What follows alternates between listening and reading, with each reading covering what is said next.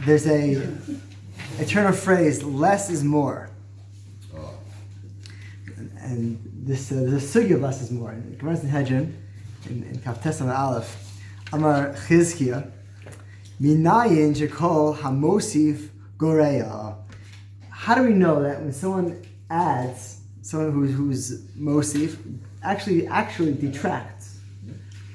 And so he has a the Gemara there has two answers. Rabbi Sharshia, the first of the Mor comes in, Mehacha from our parsha.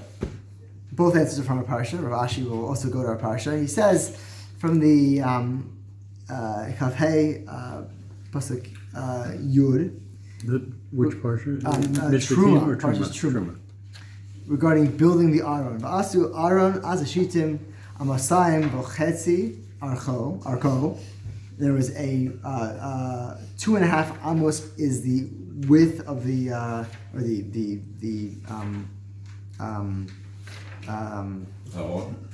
the length thereof, the length. I think that's width because the thing where the badim come out, but 2 is the length, 2.5. In pasuk Yud there, if you're looking there, Amasayim 2 amos v'chetzi, 2.5 is the length. V'ama v'chetzi, and a amma and a half, 1.5. Rachbo is its width. Amma v'chetzi komaso, and an amma and a half is its height. And so in this cheshbon, if you would says I don't know what he means here. So where's there a hint to taking away is adding? How's that possible? So one possibility, Rashi and the Maharsha explains in detail, is that if you would look at the word Amosayim and you chop off the aleph, it's Mosayim, 100. And then 200. So therefore, Mosayim, Mosayim is 200 rather. A Meya, Mosayim 200, Mosayim Vochetzi, and there was a half, 200 and a half. That's very interesting. 300. It would be 300 amos in length, right? And it would still be probably 1.5 amos wide, very, very, very, very long box. And therefore, and what's more, we know from it's a Gemara in Menachos. Gimel and Beis, where it addresses the pasuk in Parshas Ekev, Ati Yisrael Mo Hashem Elhecha Shoel Meimach. Mo Hashem, right? What's Hashem Shoel Meimach? Meya. He wants a Meya from you, and there's diktok, right? And there Mo has no aleph for Meya. Nonetheless, Aramaic there's a sugi there. Not for now, which can defend that kind of read. The Darshanus is not perfect, but it's not wrong either. That's one read. That's one way to get. If you chop off the aleph, you're getting going from 2.5 amos to 300 amos. Definitely, you're taking away, and if you add, you're taking away by adding the aleph. You're losing that mida. Viligon in Kol Eliyahu, Parshas Truma here, says a different word. He says, on the same pasuk, he writes here that it says vochetzi. In other words, it's amosayim vochetzi, arko. If you would chop off the vov of vochetzi, amosayim, 2 amos, comma, is chetzi, is half of the width, the length. The width is 4. Therefore, it's 4. So 4 by 1.5 would be a more reasonable measure, and therefore by chopping off the vav of vochetzi, you're actually adding on to the size. So by adding the vav, you're taking away. But less is more. The other possibility, which is the point of this whole shir, is what Rav Ashi says. He draws us to later in the parsha, Kafhei, regarding the Urios, regarding the rooftop blanket cloth coverings over the Mishkan building. The Mishkan structure is it's portable, so it breaks down with pillars, and over the top goes a layer of woven fabric with designs on it, and over that goat skin, etc. So regarding the goat skins, the strips which are attached, it says there that there are 11 such strips. This is the point of the shiur. We'll get there eventually. There's a visual. So the sisa yurios izim, this goat skin covering, la'ohel al mishkan, ashte esrei yurios. Make 11 urios of these strips to be attached in various ways, which we'll discuss in detail. Says Rav Ashi, and the first to explain, if you would chop off the ayin of ashte esrei, which is 11, you would be left with shtei esrei, which is 12. By adding the ayin, you go from 12 to 11. Adding, is taking away, right? And this point is very, very important. The nature of this layer of covering relates to a very, very deep aspect of the Mishkan, which is startling because we're going to discuss the relationship between evil, or rather even the presence of evil, in the Mishkan. We think of the Mishkan as being this kind of inviolate representation of perfection, as close as one could bring kedusha to physicality in this world, as we've learned probably our whole lives, as pertains to the mahus, the definition, the substance of the Mishkan. So I want to explain basically the three layers of the Mishkan. Before, initially, I showed you this cover. Now, the way the pasuk I just read says, you should make Urios izim, the black ones, which our scroll stones they're black, and there is a reason for that. The pasukim, the Gemara in Shabbos, the goats are generally speaking darker than sheep, let's say. They're dark animals fundamentally. It's a different word, but it ties in with this, as we'll see. The Urios covering goes over the Mishkan. Vasisa Urios izim le'ohel al hamishkan, which means when you place the initial covering, which is a woven, this is layer one, this is shesh mashzar, it's twisted flax, it had wool as well, it's shatnez, techez, argaman, there's a red wool as well, it had 10 sections, etc. When this is placed on the roof of the perimeter structure of the Olam Moed, the internal, the mikdash proper, as it were, inside this room is the Kodesh HaKadoshim, the Holy of Holies, etc., the Heichal room, the Kodesh, with the menorah and Lechem Apanim, and then the gold altar for the Ketores, the incense offerings, etc. Once you've placed this all on the top, it's called a Mishkan. Voila, you have a Mishkan. But yet, ironically, it's not done yet. In order to have a fully vetted kosher Mishkan, you must then cover the Mishkan to make it a Mishkan. And that covering is the second layer. Now this layer, just to finish my thought here, is going to be 10 sections. You can't see it here, but they're inside, as this is comprised, diagrams. Usko does a fantastic job with this. The 10 sections of this panel, they draw it before here, earlier. Here. So it's 5 and 5. In other words, you make 10 sections, sew them together such that you have 2 large pieces, and then the middle, 2 sections where they meet, you sew on techeles, dyed wool, wool dyed with techeles proper blue, rings, and then using S-rings, there's a lulos, the rings, right? Yeah, the karasim are basically S-rings made of gold, so that they're held together by S-rings. So when you drape it over the Mishkan room, the Olam Moed room itself, Olam Moed is a complicated term because most of it is Olam is also called Olam Moed, but we'll call it the Mishkan Kodesh area. You see on the inside, imagine the light of the menorah burning, the candlelight at night in the Beit Arbaim in the evening, and it would illuminate this beautiful purple scarlet woven fabric with lions and eagles on it, and the Midrash says that the S-rings would shine like stars in the sky. They're gold S-rings. There's symmetry. There's 10. We'll discuss 10 very soon. There's gold. it's beautiful. And the Pasuk says, when you put this on, you've made a Mishkan. The next layer is much more mysterious. The goat skin covering is going to be longer. The other one was 28 amos. This is going to be 30 amos. So the other one was a little shorter. This is going to be longer, the long way. And however, instead of being comprised of 10 total, it's only 11 total. 5 on one side and 6 on the other.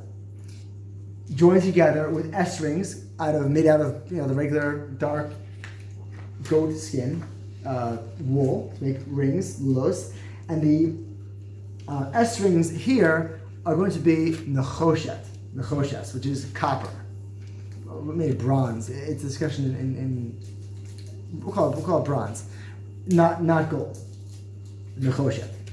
And the question is, why the difference? Why the copper? The length is going to be such that it covers the entire. It's longer, so it has the wherewithal to cover the entire first layer, the entire shish mazar mishkan layer. And the question is, why should you cover it? This is obviously less attractive. It's dark. It's like coarser goat skin. Goat skin is no goat wool is a coarser, lower quality wool. You see that? That's. Isn't there another layer on top of that? And then the tachash layer on the roof. There's a third layer, correct? So which covers the sides. In the final product, the black is going to peek out substantially. It's going to cover. It's 2 amos longer. It's an amo on each side longer, so it's going to cover entirely this inner layer.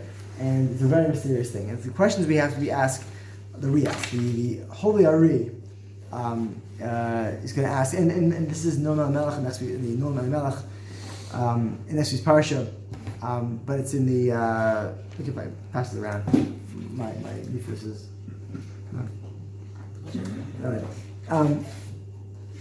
Why S hooks of copper, not gold, etc. Why 11 and not 10? Why was it wider, etc. And so I want to discuss briefly what we touched on in the previous year and other shiurim so far, the concept of 10-ness, the mispar klali, the universal, the image of the number 10. And so when we spoke before about the spheros, the divine hypostasis, the wherewithal to perceive, interact with, understand, and connect with God by way of its revelation of itself in a way we perceive as being by way of 10 discrete divine personalities, we'll call them. Whether it's in the mind, the higher ones, whether it's Chabad or Kesser Chacham Bina. This is an important point we'll do soon. And these spheros, regardless, track tens which abound. For instance, the world was created with Asar Mamaros. There are 10 utterances. Bereshit Nami Mamar, the Zohar explains that Bereshit itself is a Maimar, but 10 is the mispar klali of creation, and therefore what exists in macro form, in macrocosmos, exists in microcosmos. Within every one of us, we have a workup internally of kochos and nefesh, powers of the soul, which are a reflection of these macrocosmic,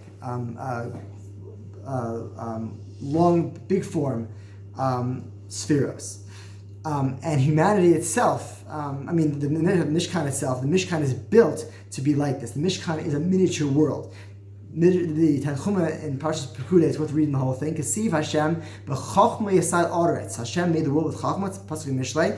V'omer, amalei oso ruach elokim b'chochma, it's Pasuk in next week's Parsha, to teach us, Mishkan shakul, the Mishkan is measured, weighed against, keneged kol ha'olam, ukeneged yitziras ha'adam, shehu olam katan. The Mishkan, as it were, is a humanoid presentation in the media of wood and gold, etc. So when we look at the Mishkan, we see symmetry and we see an altar. One could perceive almost a humanoid presentation that's brought in Sfarim. the Ramchal, perhaps in Mishkan Elyon, and others found as well, look at Bias Shlishi, the way it's presented in the Psukim in Navi, Yechezkel, and see almost a humanoid form with arms and legs. There are four courtyards arranged almost like a person's body. Ketzad, the Mishnah says, Kishabaruch Hakadosh Baruch Hu Esel Olamo, Kiyulid Isha Baro. Hashem made the world in a humanoid form. In other words, when we perceive ourselves 10 fingers, 10 toes, we perceive that we are a product, perhaps, and material science tells us this, of a universe, and that we arrive as humans in a certain way. And it may be true from one analysis. Also true, however, is that we came to be this way because maybe Bisari, like the Pasuk says in Eov, from our flesh, right, we will see Elokah, godliness. And therefore, we are created B'Tselem Elokim, not just in our minds, in the intellectual faculties which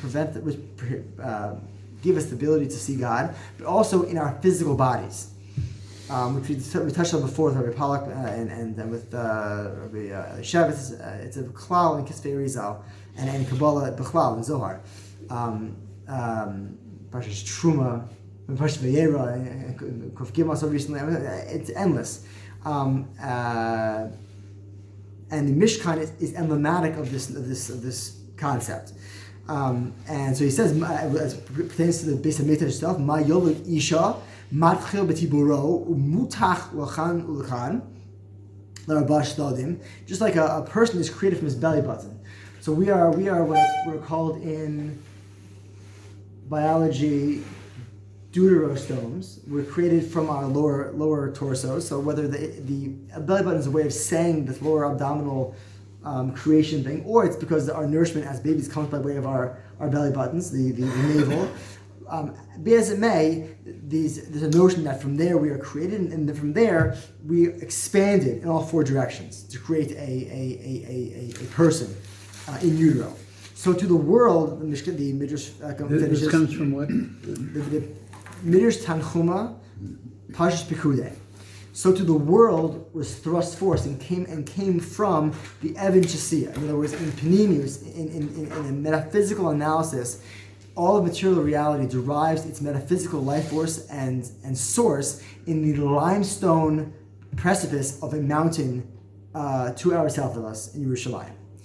The Har Moriah, which is the Evan Shasiya, because the world was Hushasah, the world was set forth, was unraveled, as it were, like the Gemara says in Chiga, from this mountain, the Panemius of Har Moriah, Har Bayis in Yerushalayim. And he explains, the Rizal explains that even when we analyze HaKadosh Baruch Hu and we want to see God in greater detail, so these 10 spheros, we mentioned Midos, etc., the previous shir, nothing I'm saying is in stira or in contradiction.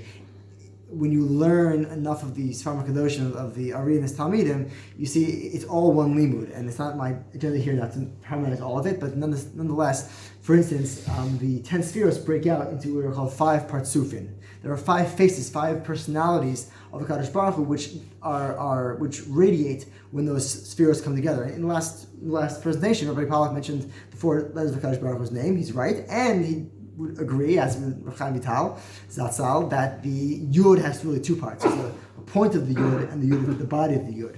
So therefore, all told, there's 5 aspects. And even if there's 5, right, what's a 5 made out of? A 5 is a Hey in Hebrew, the 5th letter. A Hey is a Daled and a Vav, says in the Kisvei Rizal, which adds to 10. No matter where you find Pirud, differentiation, distinction, in reality, you're actually looking at Achdus, at Yichud, as it were. And when we see this, for instance, in humanity, in the progression of humanity. There are 10 doors from Adam to Noach, which is itself like a creation of humanity b'chlal. And then from Noach to Avraham are 10 more generations. 10 is a mispar klali in creation, whether it's the world in general or humanity or the Klal Yisrael in particular. And nonetheless, it's not finished yet, because once the Jewish nation is formed, there's a Kedushas Yisrael, there's a Yaakov Avinu and his family, which now has generational born holiness. There must be a Mitzrayim experienced to forge the nation, and therefore there are 10 makos, 10 plagues, which release Klal Yisrael to go to Har Sinai, where they receive the Torah by way of 10 dibros, the 10 commandments. And all of this is to validate the creation of the universe in 10 mamaros, right, for which the world is created. The Torah itself, in Shabbos Peches and numerous midrashim, the Kabbalah Torah with the 10 dibros is a validation of the world created with 10 mamaros. And the makos were the mechanism for that release. It's all one concept, manifest in different ways. But the number 10 is the leitmotif and the key to unlocking the progression and destination of the entire creation itself. Are you saying, just I'm trying to understand, that there's a connection between the Aser Sedibros and the Eser Makos? Yes, the Eser Makos turn the 10 utterances of creation into the 10 Dibros. That's the way these Sfas Emes, the Chedush Yevrim talks about it that way. To paraphrase the Arizal in extremely simple terms. But the creation of the world, the 10 mamaros were not fully developed, not fully revealed. And so the extraction of Klal Yisrael from Mitzrayim activated the nation so that it would have within the 10 powers of Nefesh, within every single Jew, the wherewithal to receive the Torah by way of every Jew's personal prophecy, power of Nevuah, at Har Sinai by way of the 10 dibros of HaKadosh Baruch Hu. So the 10 commandments, the 10 makos, and the 10 mamaros of creation are all part and parcel of the same presentation of godliness by way of the 10 spheros. And so 10, therefore, is a macrocosmic language of God as it reveals itself to us. And therefore, Eretz Yisrael, the first parak of the Mishnah Kalim, explains that in Eretz Yisrael there are 10 levels of holiness, beginning with unwalled cities. This pertains to many things in Tum and Tahara, and it gets to the Yerushalayim, the Har Bayis, parts of the Har Bayis, the Chel, for instance, and you get into the Har Bayis, parts of the Azara, and you get to the rooms of the Kodesh in the Mishkan building itself, the Heichal building, and then finally the Kodesh HaKadoshim, etc. And it's a whole sugi by itself. I have a shir alone in this, because if you look in carefully, it's not so simple, and it's related, it's tangential to this whole sugi. Furthermore, in the Mishnah Bikurim, in the third parak, when the Mishnah describes how Jews would leave their home cities all over Eretz Yisrael with their Bikurim to march to Yerushalayim, they would progress from small towns to Yerushalayim, to Har Bayis, and they would travel through all 10 of these kedushos, all 10 holiness zones which are present in the land of Israel. Says the Maharsha, they would travel from there. Isn't the 10th one Kadosh Kadosh? They wouldn't make it all the way. It's true, fair enough. But the Maharsha, it's unclear if he saw the Kisvei Arizal. He probably did not, but nonetheless, these teachings are part and parcel of Zohar. It's in the Maharal, for instance, and it was in the water. He explains, Epipanemius, that each of the 10 zones in Eretz Yisrael has its own internal workup of 10 holiness zones.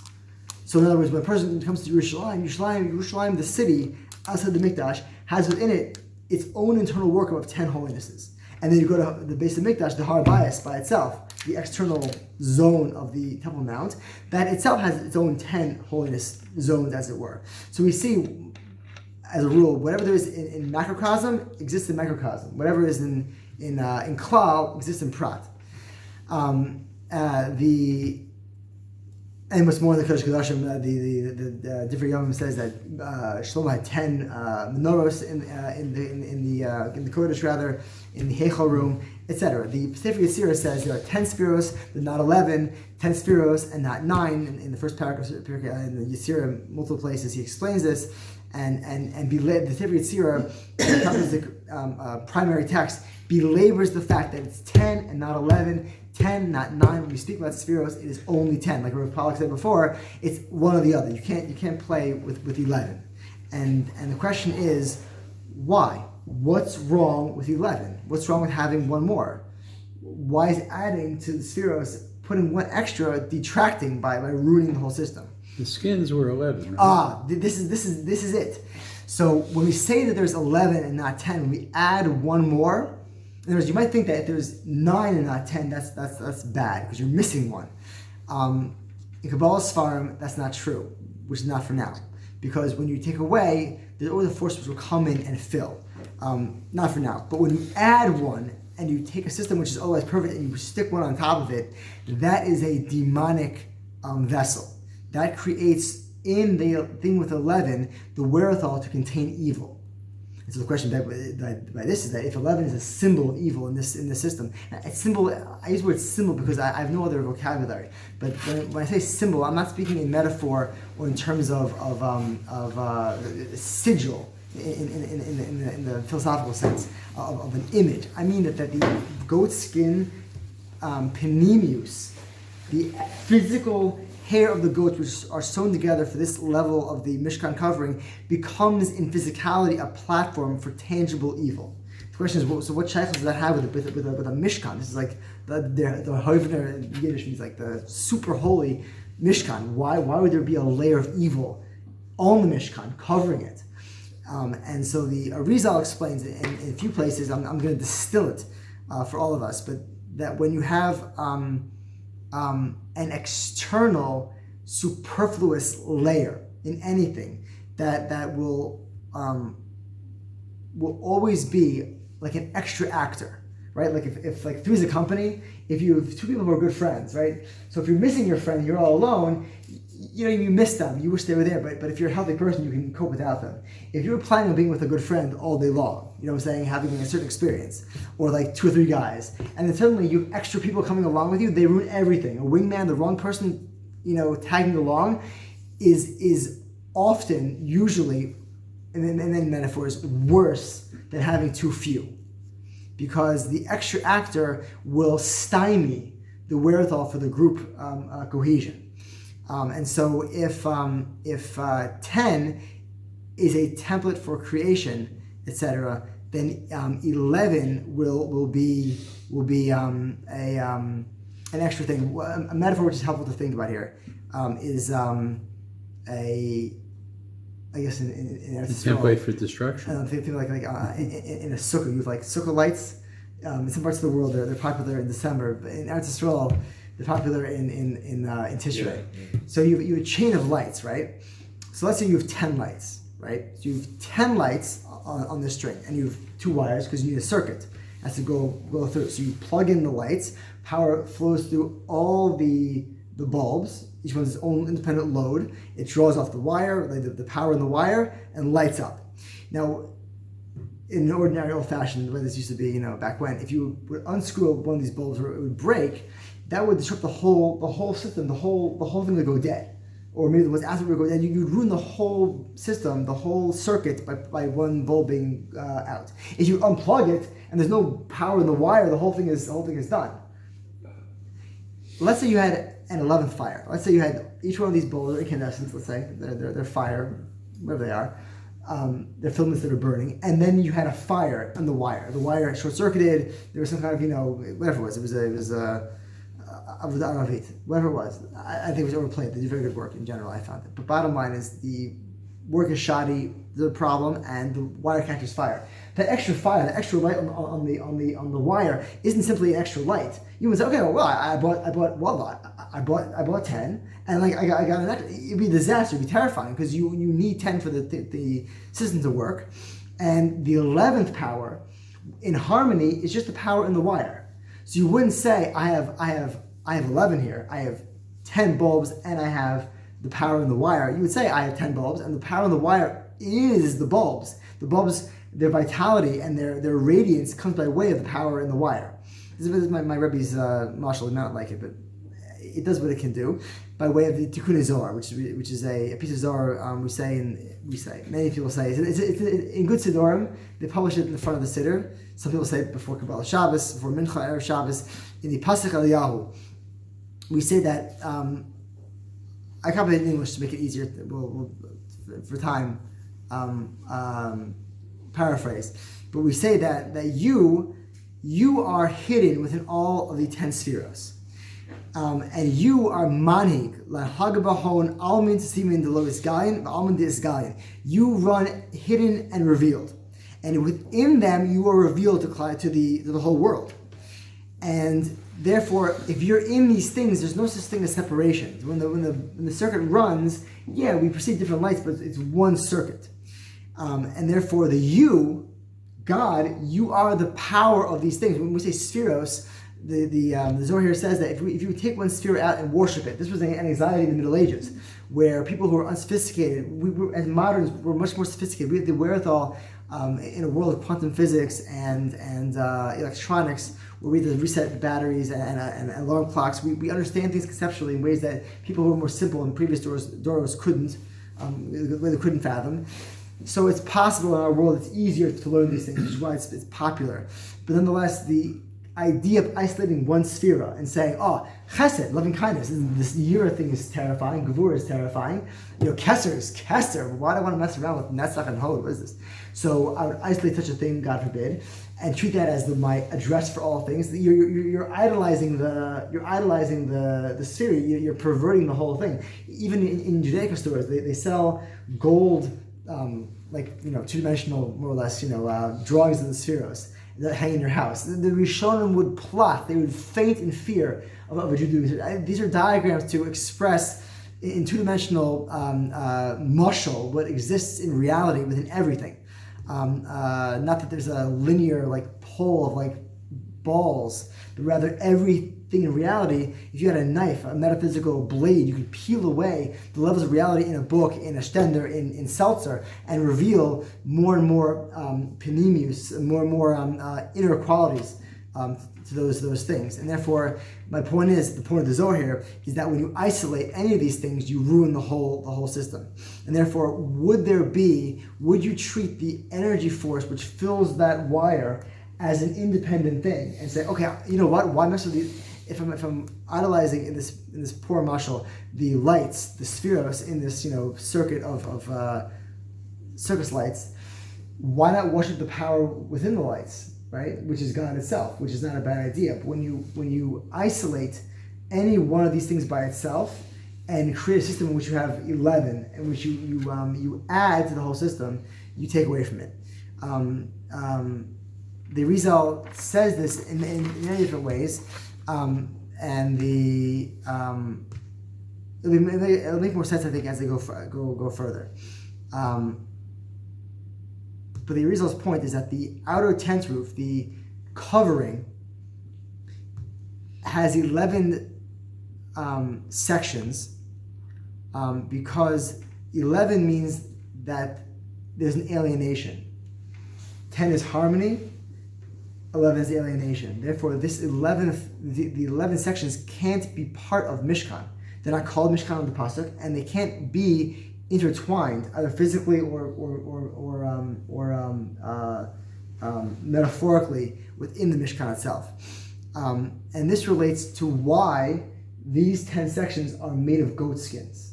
You ready, guys? We're going to go a little deeper. 11 sections. The 11 sections, rather, are made of goat skin. So a gedi, they're called the izim, etc. Another word for goat is a seir, is a demonic force. So seirim are goats. There's a word for demon in English. It's a Greek word, a satyr.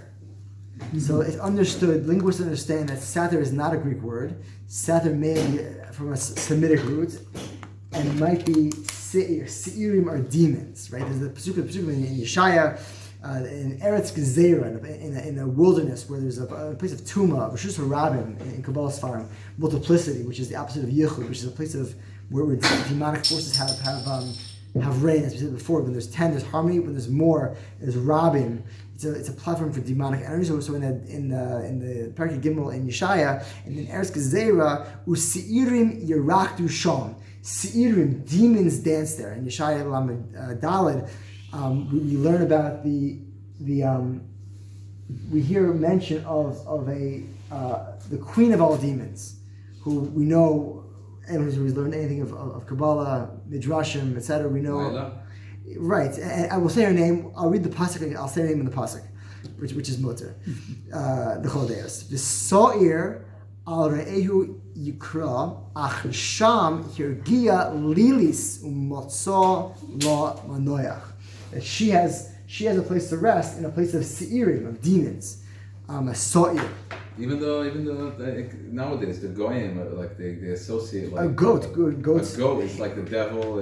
Right. This is an ancient trope which has its shoresh in kedusha, and it even has a place in the base of Mikdash. As I'm trying to explain. In Achrei Mos, which animal is sent to the Sitra Achra as the Seir Hamishtalech, the Seir Azazel, and in the same parsha later on in Achrei Mos, it says Lo Yizbechu as a mitzvah which is unrelated to that Yom Kippur scapegoat off the cliff goat Seir Hamishtalech, which is sent out, unrelated to that, but in the same parsha Lo Yizbechu Od Es Zivchehem, Klashol should no longer bring korbanos La Seirim, to demons, Asher Haim Zonim Achareihem, etc. Yoram ben Nevat built a Mishkan up here, I believe, the one up here in Divrei Yamim, where it says there, V'yamod lo Kohanim Labamos V'la Seirim. They would dive into demons. Everything I'm saying, by the way, is summarized nicely in V'ikra Rabbah, that all these places which mention goats, Seirim, mean demons,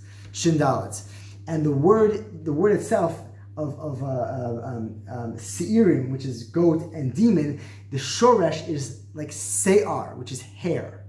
So goats are goatee, like a goatee. Goats are known as like the hairy animals, which is part and parcel of this popular notion in the occult sciences, we'll say, of hair and goats. But it has its source in kedusha, in Sfarim Kedoshim. These are ancient notions which are part and parcel of our Masorah. Esav is born hairy, right? And Esav, Vayeshev Esav Bahar Seir, right? Esav Achi Ish Sa'ir, he's a hairy guy. And therefore, when we see hair, we understand that hair on our bodies is akin to the 11 sections of the goat skin covering of the Mishkan. The Mishkan ends, as the Pasuk says, with the covering of the Sheish Mazar, the woven Yaakov put on that same. He put on the same. Exactly, and hair, even for us, basically, right? It's attached to my head, right?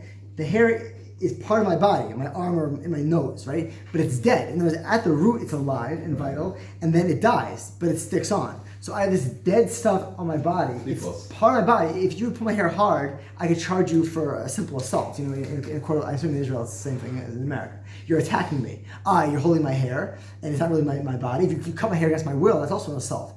It's dead. It's part of my body, and it's dead. So and therefore, Kabbalistically, there are all kinds of hair things. Whereas some things are there's a remediation of hair to, like my haircut, right? Api halacha, many of us here have machmir payos. Right? If you're maki, if you be kof rather, if you're kof the Rosh Akran, 4 millimeters, a half centimeter, whatever it is, api din, it's machlokes. But what I have here on my temples is far in excess of anything required by halacha. Why? Because we understand that the panemius of hair is extremely complicated, and that because it's dead, attached to a living root and external to the body, but yet part of it, it occupies a middle ground. It's like a DMZ between the kedusha of the body itself, the humanoid hypostatic presentation of godliness, the godliness we see by way of our soul. I saw this week in a piece of Zohar, the Meforshim of the Zohar, in the Lagon, or from earlier Meforshim of the Zohar from the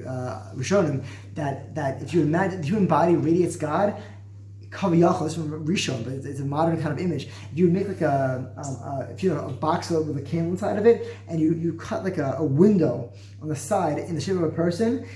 The light shines through the humanoid, silhouette and casts an image of a person on the wall.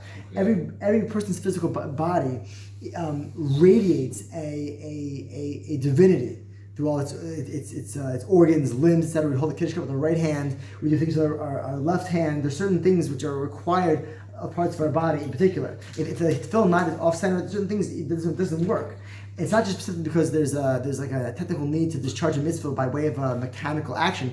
It's that also because there's a preeminent kedusha which comes by way of our body parts, which is a theurgic. It's a transcendent magical. I mean magical in a deep way, not in a silly like Harry Potter way. I mean in a sense that we are manipulating the channels of kedusha, and to this extent, hair, right? Sa'ir is like sha'ar, same letters, a gateway, and it's brought in Sfarim. Every strand of hair on a person's body, man or woman, it doesn't matter. It's like a 6-lane superhighway of divine energy, and therefore, when we see hair in its general form on a person, and it's dead and alive, it's in this border zone. We see that this is the definition of klipa. Some people, some have a remediation. I can make it long. I can not shave it, or not do certain isurim or extra things that be Kabbalah, because these things bring life force to the hair itself and rectify the hair at its roots, even though it's dead. But so likewise, nails and skin have the similar quality. Exactly right, which is why the Gemara talks about burning the fingernails. You cut them every Erev Shabbos, etc. I forgot to say Erev Shabbos. Time. But Lamaisa, it's a very big Indian to cut fingernails, etc. And also the epidermis, the skin, the outer layers of the skin is dead, constantly right. dead. Constantly dead, right. But there's more. There's not the that also, but fundamentally the skin is still fundamentally alive in the sense that it radiates a vitality. But a person's health is evident from the skin. Skin is often the first place where a person sees the dis-ease, the body's expression of toxins, etc., pimples, rashes. The skin illustrates a person's health to a great degree. And more like that, eyes, skin. But the bottom line here is that the energy of Esav and hair is emblematic of klipa, whether it's klipa you can fix or klipa which has to be destroyed. So the seir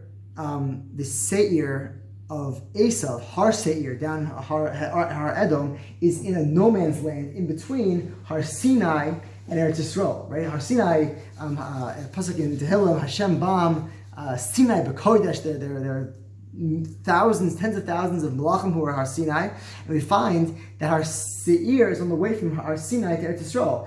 The pasuk tells us, right, that if you travel, the second pasuk in Sefer Devarim, if you travel from Har Sinai to Eretz Yisrael, the way of Har Seir, what does it say there? Chad Asar Yom. It's 11 days from Har Sinai. Chad Asar Yom Mechorev Derech Har Seir Ad Kadesh Barnea. To get to the border of Eretz Yisrael from Har Sinai, it's 11 days if you travel by Har Seir. And the 11 concept is not a coincidence. And the Zohar explains that a malach, which attains the Har Sinai, and the angelic forces which guard Klal Yisrael. In our parsha last week, we learned that there's a malach which goes with Klal Yisrael. Malach is Gematria 91. Malach is a yichud of Kodesh Baruch Hu, which is presented in Kabbalah's form as the Yud Kei Vav Kei Shem, the unification of all the parts of Kedusha, with Aleph, Daled, Nun, and Yud, which is Malchus, which is the way we say HaKadosh Baruch Hu's name in this world, the lower presentation, which if I say as far as Shul, with a Pasach, like Adonai is how I talk to a bunch of brokers at the bank if I'm being polite, right? With a Komatz, Oy is a name for HaKadosh Baruch Hu. It's a divine name, but it's still plural, which speaks to the concept of differentiation and pirud. However, in the world of the demonic, right, you have her, V'so'ir Arehu Yikra, Achsham Yergia Lilis, Matzoso Lama Noech, her name, plus Samach Mem, which is the male demonic energy, is Samach Mem, Aleph and Yud, Aleph and Lamed. That name. People say that, I don't want to say it, but Samach Mem, Aleph and Lamed, it's the way it's said the way it sounds. The Aleph Lamed is the name of HaKadosh Baruch Hu that gives him life. So you can't count that as part of his name, because that's you're double counting the Kedusha. So if you take out the divine name, which is the battery for the whole demonic system, because nothing exists besides HaKadosh Baruch Hu. Hashem is all which is and could ever be. As we discussed last time, Hashem is Ein Sof. All this is way downstream, after Shrias HaKelim, etc. Anyway, the bottom line is if you take out the Aleph and Lamed from Samach Mem, and you add her name, Lamed and Yud, Lamed Yud Sav, the Gematria is 580. Gematria Seir, which, by the way, is the exact number of animals which Yaakov sent to Esav in the beginning of Parshas Vayishlach. Oh, really? Because he wants to be Mavat, the Kolach of Seir, by sending Esav 580 Gematria Seir animals to neutralize the demonic yichud of Samach Mem, the male demonic energy of the world, and her name. The Zohar explains that all which I just said is vested in the term, the concept of nichush, the nachash hakadmon, the kedusha, as it were, the primordial serpent of the Gan Eden narrative, the Sitra Achra, which is this demonic force incarnate in what we'll call nachash, for purposes of the narrative of the Maisa with Adam and Chava and the eights, etc. Nachash is a snake. This is a snake, which is how the demonic force was incarnate as it presented itself to Adam and Chava. And this force is, and I'm saying this carefully because the Midrashim, he had legs like a camel. This is a camel is part of the demonic Merkava. I'll stop there. But bottom line is the Nachash is the same shoresh as Nichush, which is divination, sorcery, which is the dark magic, which is part and parcel of everything we're saying about the power of 11 and the demonic energy of the world. And this has a physical platform in the physical world, in the metal, which is called Nechoshes. Nechoshes is the metal of Nachash, where Zahav, gold, is the red metal. It's Gevura. It has much to be said for it in its place of Kedusha. It's not silver, but it has a place of Kedusha, whereas the Nechoshes of the S-rings are embodiments, as it were, of the dark Yichud, the Nechashim of the Nachash. And therefore, when we assemble this panoply, etc., these 11 sections, 6 and 5 is Vav, 6, 5 is Hey. This is the lower end of HaKadosh Baruch Hu's name. So even though there's a Yichud, Yud and Hey exist in perpetual Yichud. The first one is 10 sections divided into 5 and 5, so that will be the Yud and the Hey. Right.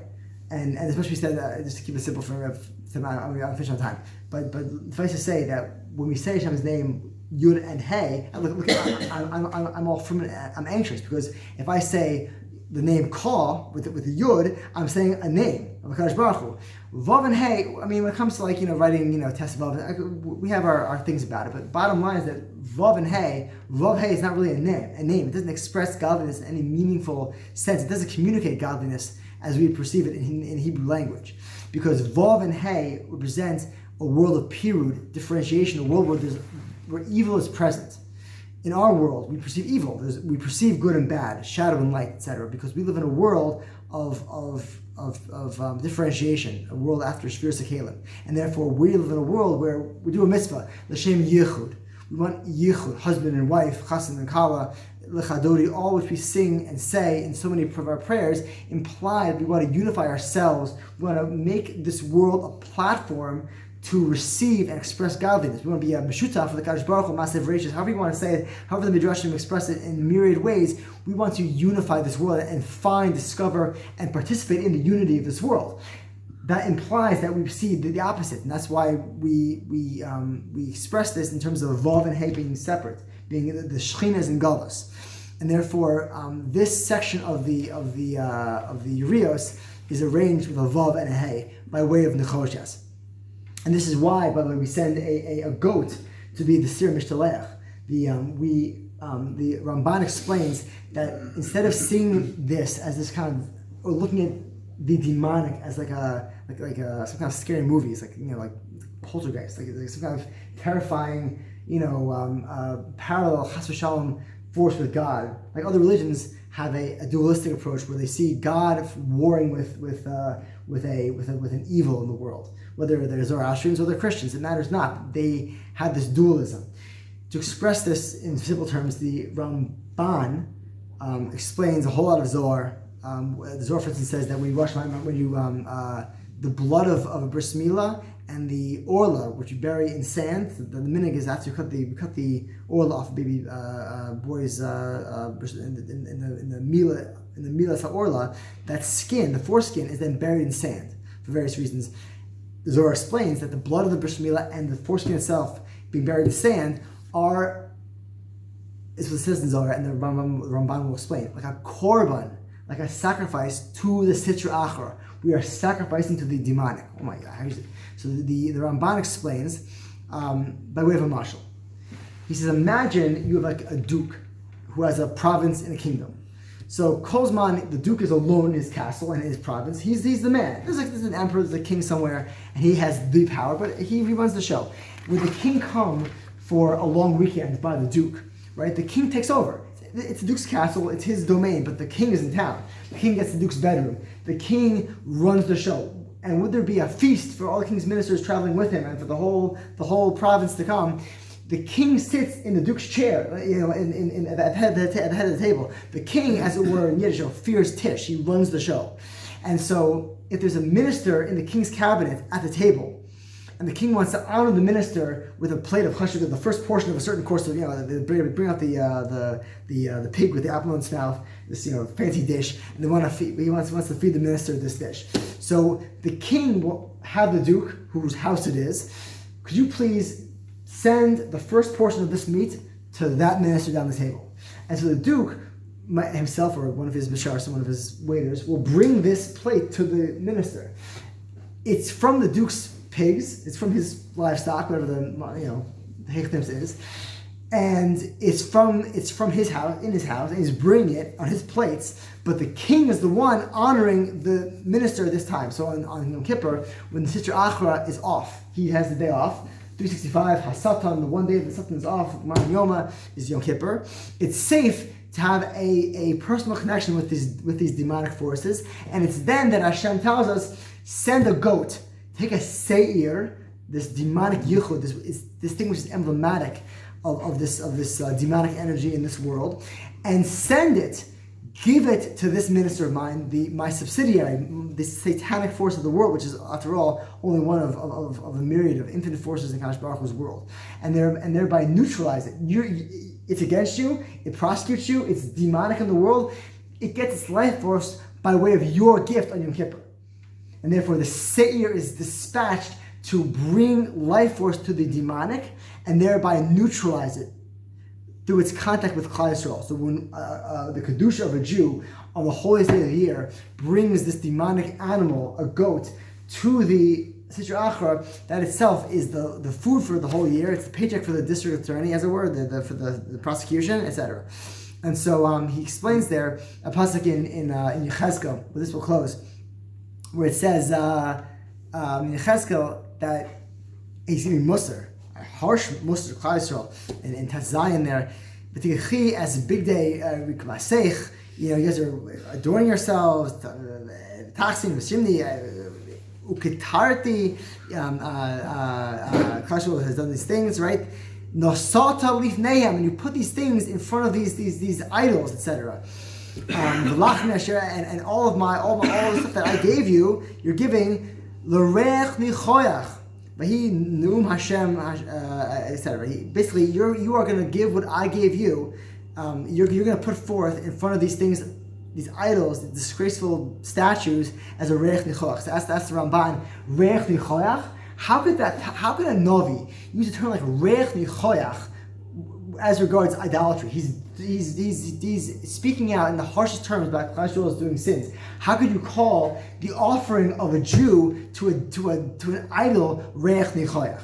Right, we know in Al Pi Halacha that in the first parak of Vayikra, reich nichoyach implies nachas ruach, and reich nichoyach in Gar Menachos and Kuf Yud implies that there has to be a kavanah for Kadosh Baruch Hu when you bring a korban. Reich nichoyach, if you sit in Farshim in Parshas Vayikra, means that when you have to bring a korban according to your means, if you're a poor person, you can bring a cheap korban. If you're rich, Hashem expects you to bring the Ashav Ol V'Yored. You have to bring a korban befitting your station socioeconomically. If you are a rich man, you bring a cheap korban, your korban is deficient in reich nichoyach. All these terms speak to a personal devotion to God by way of a korban. Why would it be reich nichoyach? And so he explains by way of nasata, you put down. Because if you look carefully in the pasuk, it says nasati, that I sat down. He's saying that what you give to the demonic, I give to you.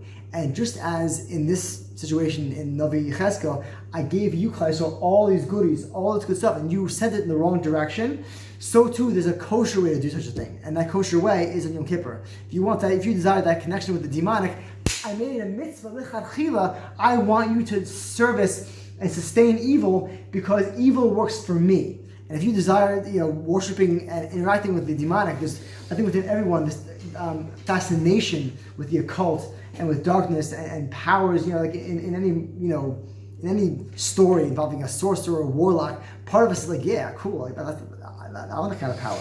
We have that kind of power, and therefore, when the Mishkan is constructed, it's built davka in this way.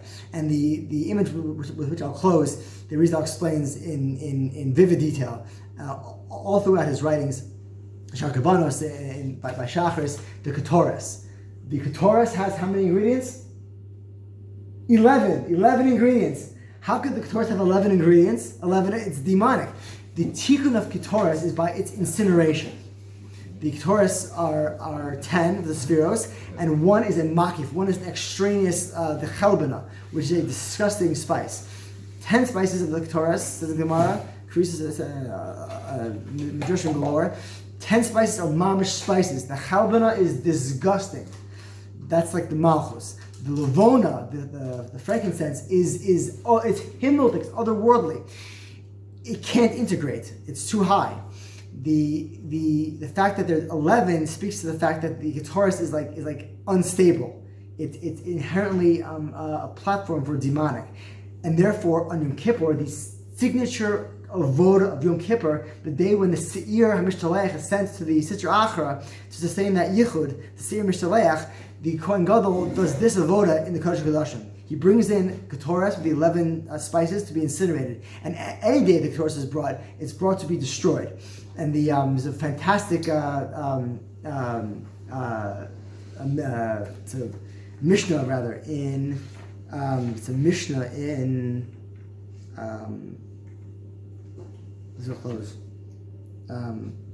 the Mishnah says, fantastic Mishnah. It's worth reading. There was a Mishnah in Talmud, right? It's brought in Yom. I know from Yom, but it's a Mishnah in Talmud. A Tana, Elazar ben Diglai said, my father had goats.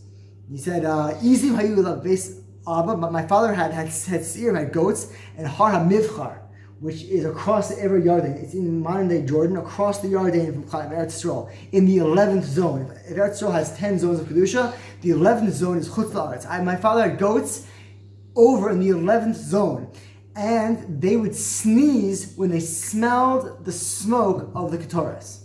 It would waft over the hills, out of Yerushalayim, over the Yarden, and make my father's goats sneeze. And so there's a sense, the Rebbe explains in this Farm Kedoshim, the Kvalsam explain that the kedusha of the incineration of the Ketores is a neutralizing factor in this exact way. And that's why on Fish on Time, the Kohen who brings Ketores, what's Ketores a segula for? Why the Gemara says that a Kohen brought Ketores but once in his life. If you were Zocha to win the lottery and do Ketores, you're out of the running forever. Why? Because every Kohen should only do it once in his life. Why? Because a Kohen does, anyone know why? It was a segula for money. For money. How do you say, who's a rich person? How do you say wealth? Wealth. Osher. Right, and Oshir. Osios Seir. Right? Because the 11, the too many, the one too many is neutralized. If for Sa'ir, hair, the shoresh of Shin, Sin, Ayin, Reish, can be transmuted to Eser, which is 10. And so the Kedusha of the demonic is very delicate. And the Mishkan is built, in other words, if I could summarize the whole shir, simply, is that we have a notion, not childish, but very simplistic, which is that the Mishkan is kadosh, and it stands against, in opposition to whatever is not kadosh, the opposite thereof, the demonic, the shadow of the world in our world of Shphira. The Rizal explains the Pesukim and all the Rishonim, I mean, this whole sugi here that I'm trying to give to you, that the Mishkan is built to incorporate and neutralize and then elevate the demonic. And therefore, in our lives, whenever we see things which are the opposite of kadosh, there's an inherent, there's a knee-jerk, intrinsic. It's built, we're Jews. We're built this way to want to fight and push back, and that's healthy. But the only way, the best way, the most effective way to fight back, in which you can actually neutralize the elements of evil and then turn them around and bring them to a higher level, is by way of incineration, as it were, to transmute, to see which is extra. The extra, which by adding you're taking away, and if you can take away and remove that extra and spin it around, as it were, and redirect the holiness, you can actually turn what's too much into too little, and thereby purify this entire system and make more out of less, which after all is more. We'll leave it there. Sure. Okay. What about the twin goat? There's another goat, Right. for Hashem. Right. So which is also a kapara. In other words, the goats are always brought as kaparas. In any, if you go look in Parshas Pinchas, goats are always brought as Guilt kapara. offering. Right. Always guilt. And for Malach, I mean, the best kapara a person has is when he brings a goat. A goat is more readily understood to be a kapara for various reasons. A female goat, the way the tail falls over the back of the animal, it achieves a higher level of kapara, because it's so obvious a korban chatas when it's brought. Thank you.